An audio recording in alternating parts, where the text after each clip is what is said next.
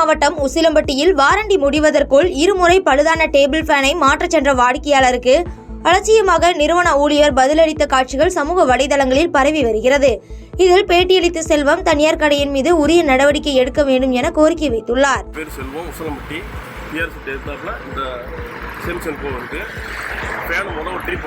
Complaint ஆச்சு, திருப்பி அதே மாதிரி கொடுத்து அதே மாதிரி கம்ப்ளைண்ட் ஆச்சு.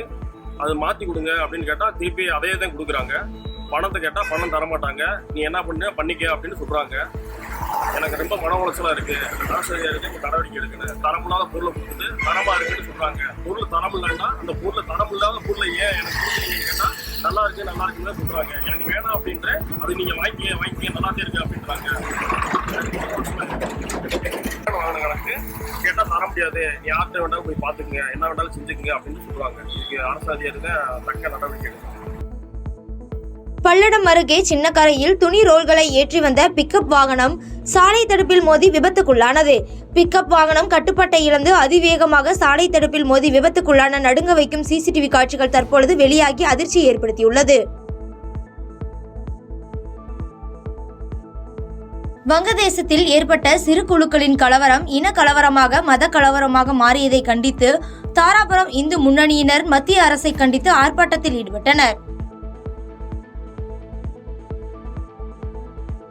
இந்து முன்னணி சார்பில் கடலூர் தலைமை தபால் நிலையம் அருகே கண்டன ஆர்ப்பாட்டம் நடைபெற்றது.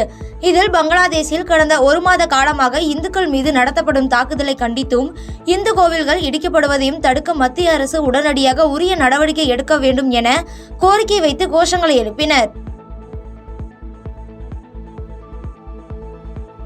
பன்ருட்டியில் லாட்டரி சீட்டு ஜெராக்ஸ் போட்டு விற்பனை செய்த 4 பேரை பன்ருட்டி போலீசார் கைது செய்து அவர்களிடம் இருந்த 2.50 லட்சம் மதிப்பிலான லாட்டரி சீட்டுகளை பறிமுதல் செய்தனர்.